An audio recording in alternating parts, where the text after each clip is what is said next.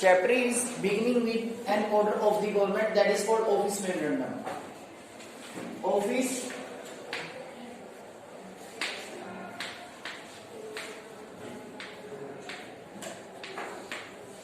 memorandum, इसका meaning क्या होता है बेटा? An order given by the government, यानी कि गवर्नमेंट का आदेश, an order given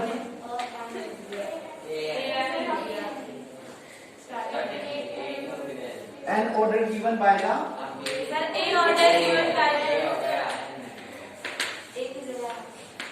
an order given by the government, यानी कि जो गवर्नमेंट का आदेश होता है या गवर्नमेंट के द्वारा जो ऑर्डर दिया जाता है, that is called office memorandum. यहां से चैप्टर की शुरुआत होती है बेटा। बिगिनिंग में आप लोग देखेंगे कि जो गवर्नमेंट का आदेश था बेटा, यहां पर एक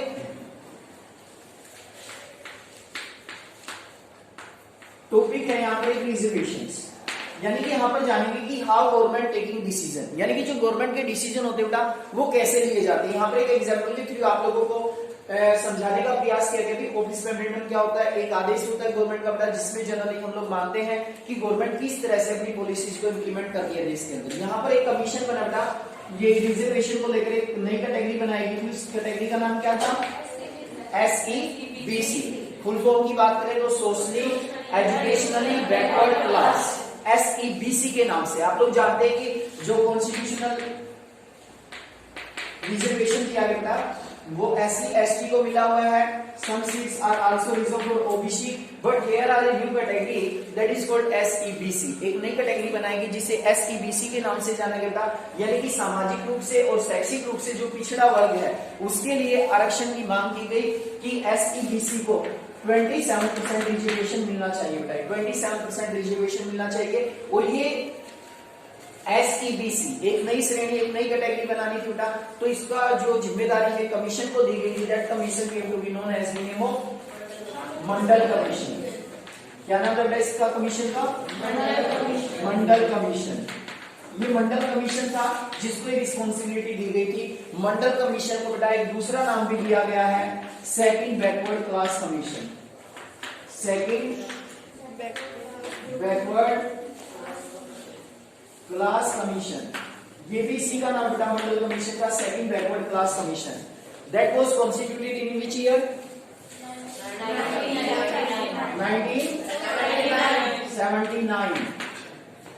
1979 में कौन सा कमीशन बना? मंडल कमीशन।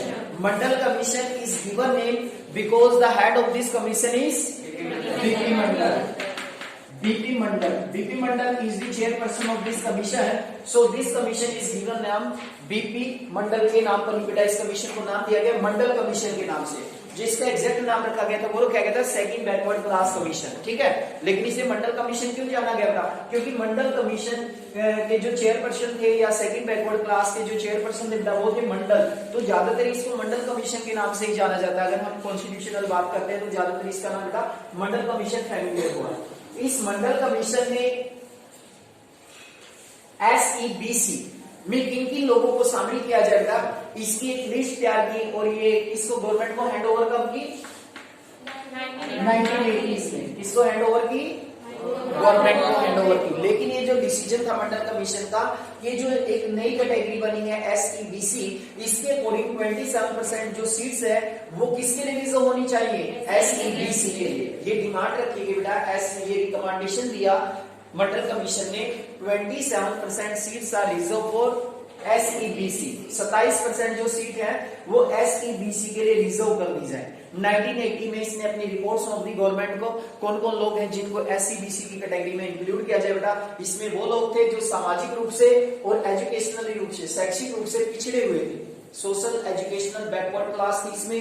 तो उसके बाद बेटा किसी प्रकार का कोई एक्शन नहीं लिया गया, यानी कि गवर्नमेंट फेलियर साबित हुई। जो भी गवर्नमेंट थी वो फेलियर साबित हुई इस पॉलिसीज को इंप्लीमेंट करने में, क्योंकि आप लोग जानते बेटा रिजर्वेशन का मुद्दा बड़ा ही सेंसिटिव टॉपिक होता है इसमें, और जो जनरल कास्ट के लोग होते, सामान्य जाति के लोग होते, कहीं ना कहीं उनके मन में आक्रोश आ गया इस बात के प्रति कि गवर्नमेंट है भाई वो तो एक SEBC को पहले SC को आरक्षण दिया गया, फिर ST को आरक्षण दिया गया है, ठीक है, या स्टेट गवर्नमेंट OBC को भी आरक्षण दे देती है बेटा कई मैटर में, लेकिन यहाँ पर SEBC अब इनको भी 27% आरक्षण मिल रहा है। तो जो जनरल कास्ट के लोग थे बेटा उन्होंने इस बात का विरोध भी किया, ठीक है, उन्होंने विरोध किया और ये मंडल कमीशन की रिपोर्ट है ये इम्प्लीमेंट नहीं हो पाई। उसके बाद 1989, देखो 1980 के बाद कहां चले गए हम लोग, 1989 में कौन से इलेक्शंस आए, लोकसभा इलेक्शंस, लोकसभा इलेक्शन। अब लोकसभा इलेक्शन आए बेटा कब आए, 1989। जब लोकसभा के इलेक्शन आए तो एक पार्टी थी, क्या नाम था पार्टी, जनता दल। जनता दल, जनता दल, जनता दल पार्टी ने प्रॉमिस किया कि people have to be voted and they have to be success in forming their government, they have to implement the recommendation of Mandal commission. ये सुझाव, ये था जनता दल का प्रॉमिस जनता से। यदि लोगों ने उनको वोट दिए, जैसे ही उनकी सरकार बनेगी वो क्या करेंगे, मंडल कमीशन की रिपोर्ट को इंप्लीमेंट करने का काम करेंगे, मंडल कमीशन की रिपोर्ट को लागू कर दिया जाएगा, इंप्लीमेंट कर दिया जाएगा। कौन सी पार्टी ने ऐसा प्रॉमिस किया, जनता दल ने। और ऐसा कहते बेटा जनता दल की गवर्नमेंट बनी, सरकार बनी and who is become the prime minister, VP Singh. VP Singh become the prime minister of India. ये वीपी सिंह प्राइम मिनिस्टर बने बेटा। और इस गवर्नमेंट ने पहला काम भी यही किया कि जो मंडल कमीशन की रिपोर्ट है इसको इंप्लीमेंट करने के लिए मीटिंग बुलाई और ज्वाइंट सेशन हुआ बेटा। उस सेशन के अंदर ये डिसीजन दिया गया कि एसईबीसी को कितने % आरक्षण दिया जाए, 27% आरक्षण दिया जाए। लेकिन जो लोग थे बेटा उन्होंने प्रोटेस्ट किया, विरोध किया और जब विरोध किया तो बेटा कुछ जनरल कास्ट के लोग थे उन्होंने केस भी डाल दिया। और ये केस कहां गया, सुप्रीम कोर्ट में। कहां गया, सुप्रीम कोर्ट में। सुप्रीम कोर्ट में गया, ये किस नाम से गया, Indira Sahni versus union of government. Indira Sahni versus union of government के नाम से ये केस चला बेटा। और इस केस की पैरवी करने के लिए 11 जजेस का एक बैच बना, 11 जजेस का एक बैच बना था। देखो सरकार का डिसीजन था, सरकार इसको इंप्लीमेंट नहीं कर पा रही तो ये सुप्रीम कोर्ट में चला गया। लोगों की भी अवहेलना नहीं हो रही बेटा, किस तरीके से हमारे जो इंस्टीट्यूशन है, किस तरीके से हमारी जो गवर्नमेंट है या जो गवर्नमेंट मशीनरी वो फंक्शन कर रही है बेटा आपस में। तो ये कोर्ट, सुप्रीम कोर्ट में केस चला बेटा इंदिरा साहनी वर्सेस गवर्नमेंट के नाम से। और उसके बाद बेटा जब ये केस चला तो 11 जजेस का एक बैच बना और ये जो 11 जजेस थे इन्होंने डिसाइड किया कि जो डिसीजन गवर्नमेंट के द्वारा दिया गया है, जो डिसीजन हमारी सरकार ने दिया है, ठीक है, या सुप्रीम कोर्ट का जो डिसीजन था, सुप्रीम कोर्ट को यानी कि रिजर्वेशन वाली बात अच्छी लगी बेटा। और सुप्रीम कोर्ट को भी ये रियलाइज हुआ कि कहीं ना कहीं एसईबीसी ये एक ऐसा बैकवर्ड क्लास है जो सामाजिक रूप से और एजुकेशनली रूप से पिछड़ा हुआ है, तो इनको आरक्षण मिलना चाहिए भी। तो इनको 27% आरक्षण देने की जो मोहर थी बेटा वो किसने लगाई, सुप्रीम कोर्ट ने। तो एसईबीसी को कितने % आरक्षण मिला, 27% आरक्षण मिला। देखो बेटा यहाँ पर लोग हैं, लोग नहीं चाहते थे भाई ना आरक्षण मिले। देखो कोई भी कम्युनिटी बेटा वो नहीं चाहती, आरक्षण के बड़े ही सेंसिटिव मैटर होते हैं। कल भी मैंने आप लोगों को बताया था थोड़ा सा कि रिजर्वेशन हर कास्ट चाहती है उसको रिजर्वेशन मिले, ठीक है। रिजर्वेशन मिलने से क्या होता है, बेनिफिट मिल जाता कहीं ना कहीं उनको, कहीं ना कहीं इस चीज का बेनिफिट उनको मिलता, फायदा उनको मिलता है। तो जनरली अगर हम बात करते बेटा ये कहानी है जो एक चैप्टर की शुरुआत है वो एक ऑफिस मेमोरेंडम से होती है जिसमें आप लोगों को पता लगा कि हमारी जो गवर्नमेंट है वो किस तरीके से फंक्शनिंग करती है। देखो यहाँ पर लोग प्रोटेस्ट कर रहे थे, केस चला सुप्रीम कोर्ट में, but as you know that the Supreme Court is the higher authority of India. सबसे बड़ी अथॉरिटी हम लोग मानते हैं। The decision that was given by the Supreme Court that is the last and final decision. Supreme Court का जो decision होता है that is the last and final decision. तो last and final decision Supreme Court given that the 27% आरक्षण is given to SEBC. तो Supreme Court ने आदेश दिया कि 27% आरक्षण है वो एसईबीसी को मिलना चाहिए। जो जनता दल गवर्नमेंट है, ठीक है, इसका ये जो रिजर्वेशन वाला मैटर है ये ठीक है भाई, सामाजिक और जो शैक्षिक रूप से पिछड़ा वर्ग है उसको 27% आरक्षण मिलना चाहिए और इनको 27% रिजर्वेशन दिया गया। तो देखो यहाँ पर किस तरीके से फंक्शन हुए, किस तरीके से हमारे इंस्टीट्यूशंस ने काम किया। यहाँ पर गवर्नमेंट का हमने पढ़ा, कुछ अधिकारी आएंगे, कुछ डिपार्टमेंट आते हैं जैसे मिनिस्ट्री पर्सनल ट्रेनिंग डिपार्टमेंट आता है बेटा, वो रिपोर्ट तैयार करेगा, खाका तैयार करेगा इसका कंप्लीट रूप से, उस किस तरीके से उसको इम्प्लीमेंट किया गया।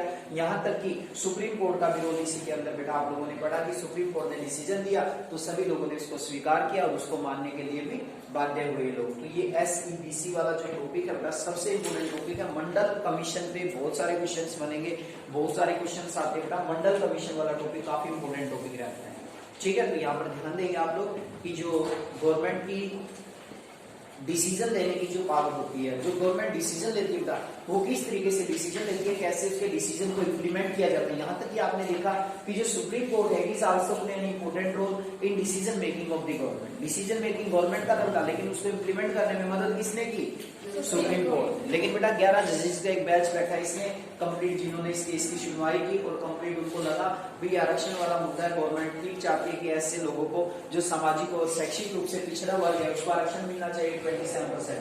तो उसके बाद बेटा इस जनता दल पार्टी ने अपना प्रोमिस भी पूरा किया और ये 27% जो आरक्षण था जो मंडल कमीशन ने रिकमेंड किया था वो 27% आरक्षण दिया गया SEBC को। तो ये रिजर्वेशन का टॉपिक बड़ा ही सेंसिटिव मुद्दा होता है। हर कास्ट चाहती है कि उसको आरक्षण मिले, हर कास्ट चाहती है उसको रिजर्वेशन मिले, क्योंकि इससे जॉब्स में या अदर अपॉर्चुनिटी होती है बेटा, उसमें कहीं ना कहीं बहुत ज्यादा बेनिफिट्स मिलता है।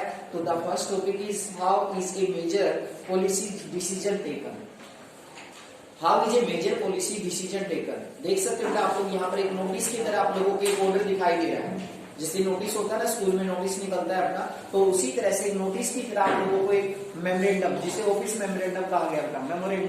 मेमोरेंडम का मतलब होता है गवर्नमेंट का आदेश, an order given by government. Government ने आदेश दिया कि SEBC को कितने % आरक्षण दिया जा रहा है 27%। ठीक है, ये आदेश, इसी को हम यहीं से चैप्टर की शुरुआत होती है जिसे हम लोग ऑफिस मेमोरेंडम कहते हैं। देखिए how is a major policy decision taker, यानी कि हमारे देश में जो पॉलिसी बनाई जाती है बेटा उसमें किस तरीके से निर्णय लिए जाते हैं, कैसे हम लोग निर्णय लेते हैं बेटा, किस तरीके से हम लोग डिसीजन लेते हैं। एक गवर्नमेंट ऑर्डर को क्या कहते हैं बेटा, ऑफिस मेमोरेंडम। ऑफिस मेमोरेंडम के नाम से जाना जाता था। जो गवर्नमेंट का आदेश होता है, the order given by the government, that is called office memorandum. तो देखिए गवर्नमेंट ने क्या आदेश दिया था, On August 13, 1990, the government of India issued an order. It was called Office Memorandum. कहते कि 13 अगस्त 1990 को भारत सरकार ने एक आदेश जारी किया और ये जो आदेश था सरकार का उसे क्या नाम दिया गया बेटा, ऑफिस मेमोरेंडम।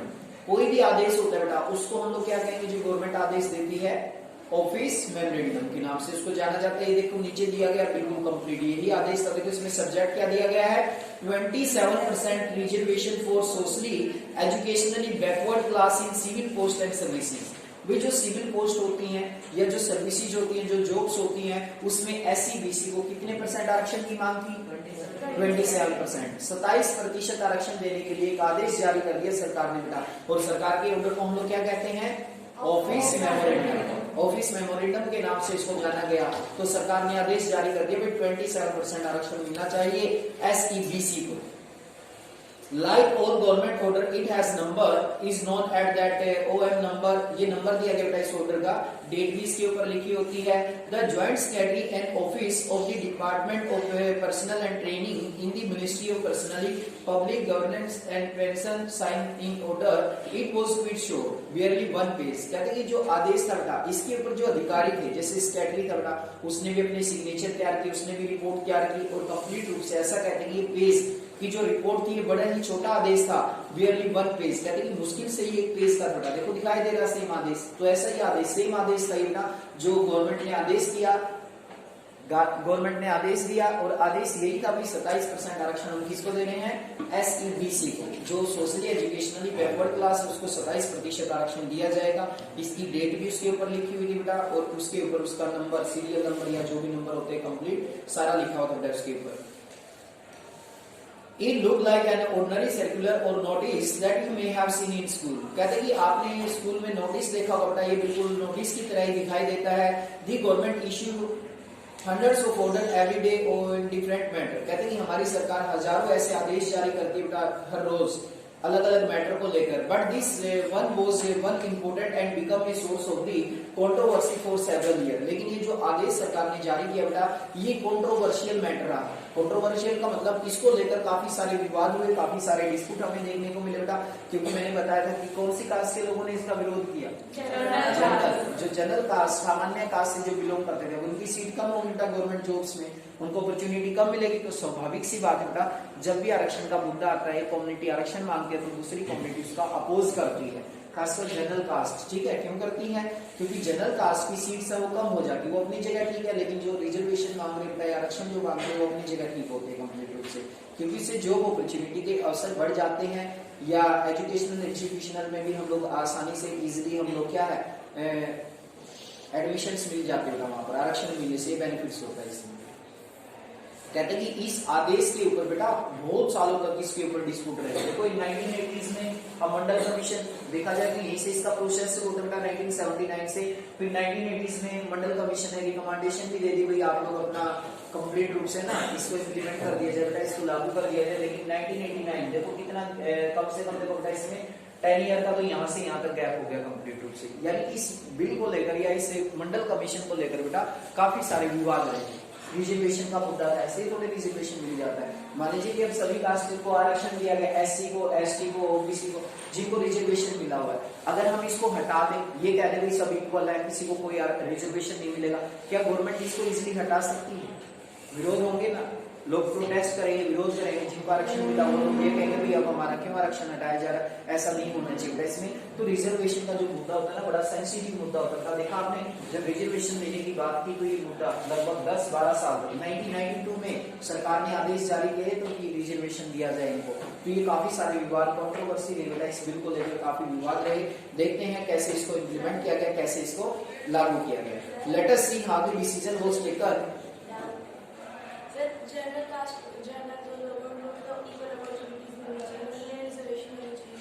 बेटा इक्वल अपॉर्चुनिटी की हम बात करते हैं, लेकिन ये वर्ग भी तो पिछड़ा वर्ग है। यहाँ पर हम लोग क्या देखकर चलते हैं, इस वर्ग को समाज की मेन स्ट्रीम के साथ जोड़ना, ठीक है। कहीं ना कहीं पिछड़ा वर्ग है सामाजिक रूप से भी और शैक्षिक रूप से भी। यदि इनको रिजर्वेशन दिया जाएगा, इनका सामाजिक जो लेवल है वो भी ऊपर होगा बेटा, और एजुकेशनली लेवल भी। जहां पर हम लोग इक्वलिटी की बात करते हैं ना बेटा, वहां पर एक प्रोविजन भी दिया जाता है कि जो माइनॉरिटी ग्रुप होते हैं, चाहे वो रिलीजन के नाम पे, चाहे वो लैंग्वेज के नाम पे बेटा, उसके लिए सरकार के पास अधिकार होता है कुछ विशेष फैसिलिटीज प्रोवाइड करने का या कुछ सुविधाएं प्रदान करने का।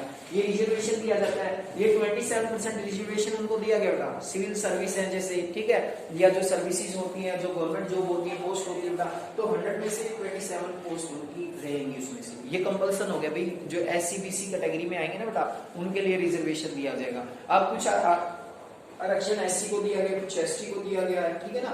तो कंप्लीटली अगर हम बात करें बेटा, जो जनरल कास्ट होती है, तो जनरल कास्ट के लिए सीट्स कम बच जाती है, इसलिए स्वाभाविक सी बात है कि वो लोग विरोध करेंगे। तो ऐसा ही हो बेटा, ये जो मंडल कमीशन की रिपोर्ट थी, इसको लेकर बहुत लंबे समय तक कंट्रोवर्सी रही, बहुत लंबे समय तक विवाद चले, बहुत डिस्प्यूट हुए बेटा इसमें। देखिए कैसे सरकार ने डिसीजन लिया, वो कंफर्म नहीं होती बेटा, वो तो देखो उसके अकॉर्डिंग होती है। अभी का जैसे रेशियो देखा जाता है, एससी का भाई टोटल पॉपुलेशन में कितने परसेंट है, एसटी कितने परसेंट है, उस हिसाब से बेटा को रिजर्वेशन दिया जाता है, ठीक है ना। टोटल नंबर ऑफ परसेंटेज कितनी है टोटल पॉपुलेशन में, ठीक है ना, उस हिसाब से इनको रिजर्वेशन मिलता था। देखिए अब किस तरीके से ये ऑर्डर इम्प्लीमेंट किया गया। This order announced a major policy decision. It said that 27% of the vacancy in civil post and services under the government in India are reserved for socially educationally backward class. तो इस आदेश में क्या कहा गया भाई, जो 27% सीट्स है, चाहे वो सिविल पोस्ट में है या सिविल सर्विस में बेटा, या सर्विस है कोई भी जॉब है, उसमें 27% जो गवर्नमेंट ऑफ इंडिया पोस्ट निकालेगी, उसमें किसके लिए रहेगी 27% सीट, एसईबीसी के, एसईबीसी के यानी कि 27% आरक्षण मिल गया बेटा उनको। SEBC is another name full of those people who belong to caste that are considered backward by the government। कहते हैं कि SEBC को हम दूसरा नाम ये भी दे सकते हैं कि ऐसी जातियां that are considered backward by the government, जिनको सरकार के द्वारा बैकवर्ड समझा जाता है, उनको SEBC में शामिल किया गया। The benefit of job reservation was till the available only to scheduled caste and scheduled tribes। कहते हैं कि पहले जो SEBC से पहले बेटा जो आरक्षण मिला था ना, वो केवल किसको मिला था, SC एंड ST को, शेड्यूल कास्ट, शेड्यूल ट्राइब्स, अनुसूचित जाति और अनुसूचित जनजाति, केवल इनको आरक्षण दिया गया था। फिर एक नई कैटेगरी बना दी सरकार ने SEBC के नाम से, और ये कहा गया कि इसमें भी 27% जो रिजर्वेशन है वो किसको दिया जाएगा, SEBC को दिया जाएगा। The benefit of job reservation was till then available only to scheduled caste and scheduled tribe. Now a new third category called SEBC was introduced। कहते हैं कि अब एक नई कैटेगरी बना दी गई बेटा, जिसे SEBC के नाम से जाना गया। Only person who belong to backward classes were eligible for the quota of 27% जो other could not compete for the job। कहते हैं कि जो SEBC थे बेटा 27% जो उन्हीं को मिलेंगी, बाकी जो अदर कास्ट है उसमें उनको कॉम्पीट नहीं कर सकते। कहने का मतलब बेटा 27% सीट्स है वो रिजर्व रहेंगी इनके लिए, ठीक है। इनका आरक्षण दिया गया, रिजर्व किया गया इनके लिए सीट्स। अब भाई देखो पहले तो आरक्षण मिला SC को, फिर आरक्षण मिला ST को बेटा, ठीक है, और ये भी अच्छा आरक्षण मिला होता है। SC ST। फिर स्टेट गवर्नमेंट के अंडर में आती है तो ओबीसी होती है, अगर बैकवर्ड क्लासेस होती है उसमें भी रिजर्वेशन की व्यवस्था की जा सकती है। जैसे अभी हम लोग बात करें जैसे पंचायती राज इंस्टीट्यूशन, अभी आप न्यूज़पेपर भी पढ़ा करो थोड़ा सा, उसमें भी काफी न्यूज आती रहती है अपनी पॉलिटिक्स से रिलेटेड, तो उसमें भी बताया गया था कि ओबीसी को भी 7 to 6%, 6 to 7% का 6 to 7% आरक्षण दिया जाएगा। ये हमारी स्टेट गवर्नमेंट का डिसीजन है। जैसे हम पर्टिकुलर हरियाणा में रहते हैं तो हरियाणा की गवर्नमेंट का डिसीजन है कि state government 6 to 7% reservation given to the OBC. अगर बैकवर्ड क्लास में जो लोग आते हैं बेटा उनको भी 6 से 7% आरक्षण देगी। कहां पर? पंचायती राज इंस्टीट्यूशंस में, जो पंचायतों के इलेक्शन होती है उसमें आरक्षण दिया जाएगा। लेकिन ये गवर्नमेंट के अंडर में होता है बेटा। एससी को आरक्षण मिला, एसटी को आरक्षण मिला, और थर्ड कैटेगरी कौन सी बनी? SEBC. SEBC socially educationally backward class, सामाजिक शैक्षिक पिछड़ा वर्ग, जो सामाजिक रूप से शिक्षा में पिछड़ा हुआ वर्ग है उसके लिए कितनी सीट्स रिजर्व हो गई? 27%। भाई कोई भी जॉब निकलेगी ना तो वो जॉब्स इन्हीं के लिए रहेगी, वहां पर कोई दूसरा व्यक्ति कंप्लीट नहीं कर पाएगा इनको। ये आरक्षण का मुद्दा है और इस मुद्दे को लेकर काफी कंट्रोवर्सी हुई। आओ जानते बेटा किस तरीके से इस डिसीजन को इम्प्लीमेंट किया गया, कैसे इसको लागू किया गया, कैसे रिपोर्ट आई इसकी, देखें हम कंप्लीट कैसे इस डिसीजन को इम्प्लीमेंट किया गया। यहाँ पर आएगा मंडल कमीशन से रिलेटेड टॉपिक मेन जो रहेगा आप लोगों का। Who decide to issue this memorandum? Clearly, such a big decision could not have been taken by the person who signed that document. कहते हैं ये जो डिसीजन था बेटा इस आदेश को जारी करने का, वो डिसीजन किसके द्वारा लिया गया, उसके ऊपर किसके साइन थे?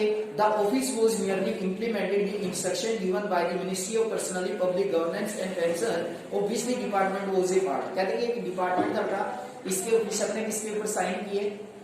जो मंडल कमीशन की रिपोर्ट थी ना बेटा उसको सौंपने का जो काम दिया गया था वो एक डिपार्टमेंट है गवर्नमेंट का, जिसे ministry of personally public governance department pension के नाम से जानते बेटा। इसको ये काम दिया गया, ये भी हमारी गवर्नमेंट का पार्ट है। We can guess that such major decision would not involve other decision functionally in our country. You have already read the previous class about some of them. Let us some of these main point you have to be covered them.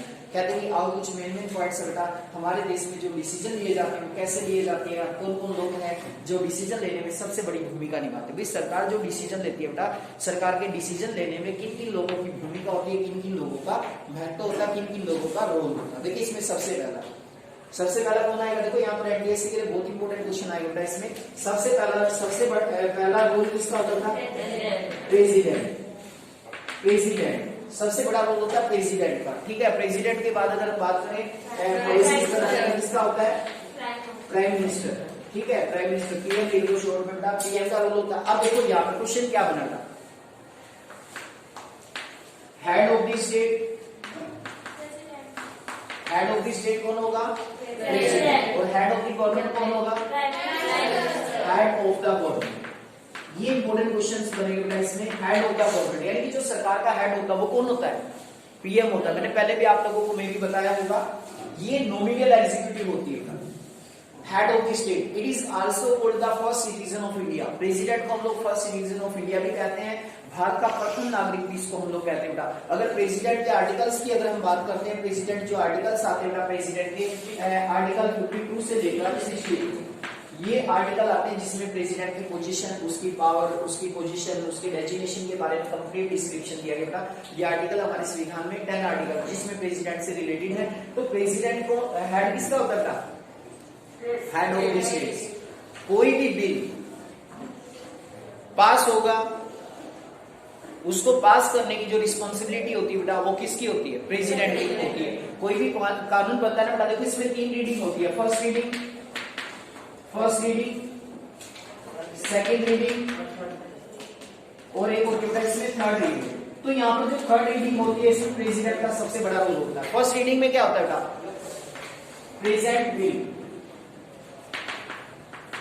Present bill any house of the parliament can present bill. कोई भी house है बेटा हमारी, चाहे लोकसभा चाहे राज्यसभा, वो किसी भी कानून को लेकर आएंगे, बिल रिप्रेजेंट किया जाएगा यहाँ पर। ठीक है, लेकिन मनी बिल है तो मनी बिल केवल लोकसभा को रिप्रेजेंट करने का राइट्स होता है यहाँ पर। सेकंड रीडिंग में क्या होता है? Debate and discussion, debate and deliberation भी आप लोग कह सकते हैं।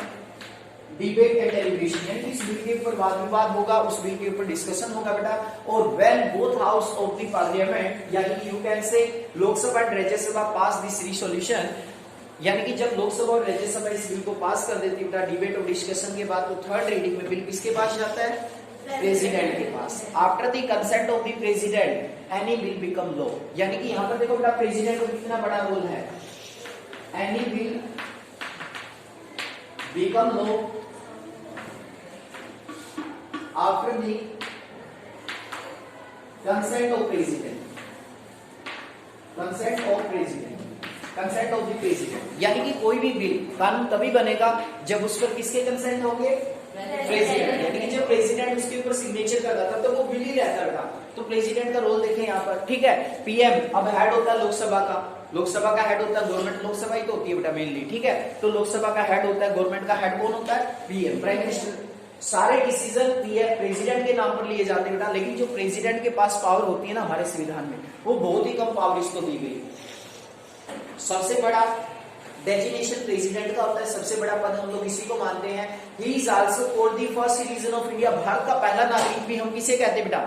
प्रेसिडेंट को। The first citizen of India, Bharat का पहला नागरिक। जितने भी संधि समझौते या दूसरे कंट्रीज के साथ जो भी एग्रीमेंट होते हैं, all these agreement are done by on the name of president. ये सारे एग्रीमेंट प्रेसिडेंट के नाम पर होते हैं, लेकिन जनरली प्रेसिडेंट को हम लोग नॉमिनल एग्जीक्यूटिव कहते हैं बेटा, नाम मात्र की कार्यपालिका कहते हैं। नाम का शासक है ये, रियल पावर कौन यूज करता है? Prime minister and the council of minister. Prime minister के द्वारा और काउंसिल ऑफ मिनिस्टर के द्वारा इसकी पावर यूज की जाती है। Yes mister Gaurav, stand up please. Who is the president of India?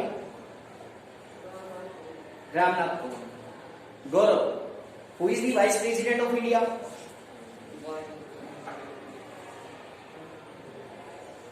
Anyone please? Yes. Venkaiah Naidu. Very good. शाबाश. Sit down please. बैठ जाए तीनों बच्चे। तो कई बार जनरली हम क्वेश्चन भी पूछते हैं ना बच्चों से बेटा, प्रेसिडेंट का नाम भी एकदम से ध्यान नहीं आता बच्चों को। क्यों? क्योंकि एक नॉमिनल एग्जीक्यूटिव, इसको पावर दी गई है लेकिन नाम मात्र की शक्तियां दी गई बेटा। जब भी डिसीजन मेकिंग होता है या कोई भी गवर्नमेंट डिसीजन लेती है, कोई भी गवर्नमेंट का ऑर्डर होता है, वो जनरली ये मान के चले बेटा कोई भी बिल आएगा तो बिल कानून तभी बनता है जब प्रेसिडेंट उसके ऊपर कंसेंट देता है। हेड ऑफ द गवर्नमेंट कौन है? Prime minister. Head of the state कौन है? हेड ऑफ द स्टेट मतलब हेड ऑफ इंडिया। इंडिया का जो हेड है सबसे बड़ा कौन है? President. First citizen of India president. Bharat का पहला नागरिक भी हम लोग किसको मानते हैं? प्रेसिडेंट को। क्योंकि कोई भी डिसीजन, कोई भी पॉलिसी होती है ना हमारी, वो सब प्रेसिडेंट के नाम पर होती है। लेकिन ये सारे डिसीजन पीएम और उसका काउंसिल ऑफ मिनिस्टर यानी कि लोकसभा के मेंबर, और ज्यादातर बेटा इसमें पीएम का सबसे बड़ा रोल होता है। आप लोगों ने सुना होगा एक छोटे से बच्चे से भी जनरली हम लोग पूछ लेते हैं ना देश के प्राइम मिनिस्टर कौन है, तो वो भी जनरली बता देता कि मोदी जी प्राइम मिनिस्टर। क्यों? क्योंकि हमारे यहाँ पर बेटा रियल एग्जीक्यूटिव कौन है?